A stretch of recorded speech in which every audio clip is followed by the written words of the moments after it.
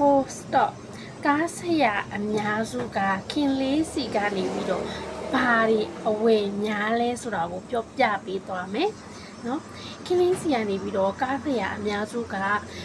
ဒီလိုမျိုးလက္ခဏာကြီးကြောက်ပေါ့နော်ခင်လေးစီကနေပြီးတော့ပညာမောင်ရှင်းမတက်ယူတွေဒီလိုဒီတောင်ကြယူပေါ့နော်ဝယ်တာသူတို့ရဲ့အကြောင်းလေးပြောပြပေးမယ်သူတို့ကအထိုင်များတဲ့အခါမှာအောင်ကျော်အားနေပြီးတော့ဗောနော်ဟော်မုန်းတွေကျဆင်းတယ်အဲ့ဒီအချိန်မှာကိုကဒီစိတ်အဓိကစိတ်မလန်းနိုင်ဘူးဒီကုန်နေကုန်ချသမားတွေအခါပါတဲ့အခါမှာလဲဗောနော်ညောင်းညာကြိုက်ခဲတာမျိုးတွေစိတ်မကြည်မလင်ဗောနော်အလုတ်ပင်မန်းတယ်ဒီတနေကုန်တနေကထိုင်နေရတဲ့အတွက်အကျော်အချင်းတွေကဆိုင်းတယ်ဒါကြောင့်မလို့သူတို့ကအဖြစ်တစ္ဆာအနေနဲ့သုံးတယ်နော်ကာတမတိုင်းကဒီအိမ်တော်ကြီးဒုက္ခအတွက်မဟုတ်ဘူးပေါ့နော်တခြားပေါ့နော်သူတို့မှာတခြားကိုလက်မအီမတာလေးလံထိုင်းမိုင်းပြီးတော့လှုပ်ချင်မကြိုက်ရင်အဲ့လိုမျိုးစိတ်တွေတွက်တယ်သူကခင်ဗျတို့ရဲ့အညာမှာရှင်းမတက်ယူကိုသုံးပေးတယ်နော်မိတ်လာကအကားလိုက်တစ်ခုကအကိုဆိုလို့ရှိရင်သူကရှင်းမတက်ယူသုံးတာပေါ့နော်ရှင်းမတက်ယူသုံးရင်းနဲ့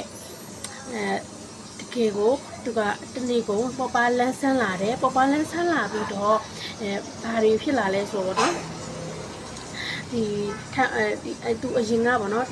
ဒီထိုင်လို့ရှိရင်ညောင်းတာတွေတက်တာလာတယ်အကြိုက်ခဲတက်တာလာတယ်ပေါ့နော်ဒါကြောင့်မလို့စီဝမ်းလဲမှန်လာတယ်စီဝမ်းအဓိကစီဝမ်းမှန်မှာပေါ့နော်တကယ်ကျမကြီးကအဆင်ပြေတာစီဝမ်းမှန်လာတယ်စီဝမ်းမှန်လာတော့တဲ့ပေါ်ပါလန်းဆန်းပြီးတော့တကယ်ကိုမှအဆင်ပြေလာတယ်အဲ့ဒါအပြင်ကိုပေါ့နော်အိမ်တော်ကြီးဒုက္ခပိုင်းနဲ့အဆင်ပြေလာတယ်နော်ထောင်မမှုပိုင်းနေမနဲ့ဆိုရင်လန်းဆန်းတက်ကြနေတာမျိုးတွေပေါ့နော်အလုံးမှာလည်းအဆင်ပြေတယ်အိမ်တော်ကြီးဒုက္ခမှာလည်းအဆင်ပြေတယ်အိမ်တော်ကြီးဒုက္ခအဆင်ပြေရင်အလုံးလည်းအဆင်ပြေမယ်အလုံးအဆင်ပြေရင်စီးပွားရေးငွေဆိုတာလည်း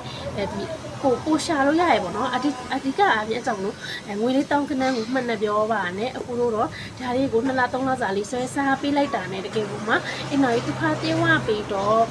ဝင်ငွေတွေကိုတိုးစေပါတယ်ရှင်ကဲအခုဆိုလို့ရှိရင်ဒီဟာလေးစားနေတာပေါ့နော်သူက3လလောက်ရှိပြီအဆင်ပြေအောင်ပြောပြီးတော့ဒီမှာလေးအခုရောင်းနေတဲ့ဒီတောင်ကြနီကိုရချင်ပါရဲ့ဆိုပြီးသူပထမဦးဆုံးလာမှာသွားတာအလာဝဲသွားတာပေါ့နော်သူက9ရက်ရှိပြီသုံးနေတာကတကယ်ကိုတဲ့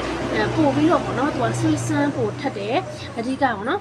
သူကြာမသွားဘူးကြာဆက်ဆက်နိုင်တယ်ပေါ့နော်အဲ့ဒါအတွက်ပို့ပြီးတော့ကောင်းတယ်တဲ့ဒါကြောင့်မလို့တဲ့တောင်ကြယူအနီကြောင့်နီလေးကတဲ့တကယ်ကိုစိတ်ဆက်ထက်တယ်ဆိုပြီးတော့အခုပဲလာပြောသွားတာပေါ့နော်ဟိုလိုချင်တယ်လို့အပ်တယ်ဆိုလို့ရှိရင် Viber နံပါတ်ကိုဆက်သွယ်ပါ